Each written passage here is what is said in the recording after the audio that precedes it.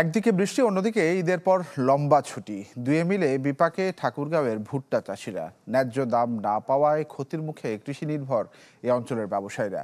কৃষি সম্প্রসারণ অধিদপ্তর বলছে, অধিক জমিতে ফসল আবাদ এবং প্রতিকূল আবহাওয়ার কারণে এই পরিস্থিতি। ঠাকুরগাঁও থেকে ফাতেমা তুচ্ছগোড়ার পাঠানো তথ্যচিত্রে একটি ডেস্ক রিপোর্ট। বসুন্ধরা ডায়াপেন্ট এখন আরো উন্নত। এই hot air through top sheet দ্রুত শোষণ করে সোনামণিকে দেয় কোমল অনুভূতি।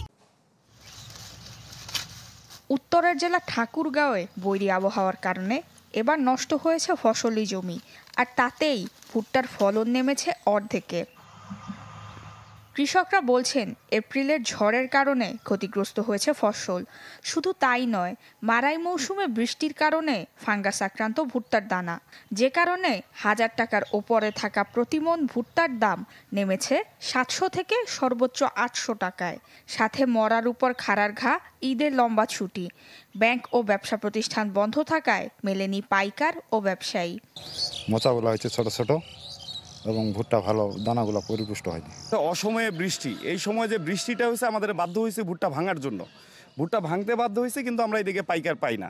মাল মানুষ বেচতেই পারে না, মানে বেশিরভাগ মাল ফাঙ্গাসে হয়ে গেছে আর কি, খাদ্য হয়ে গেছে, যার কারণে মানে ভুট্টার আবাদের প্রতি মানুষ আসলে আগ্রহ হারাই ফেলেছে এখন।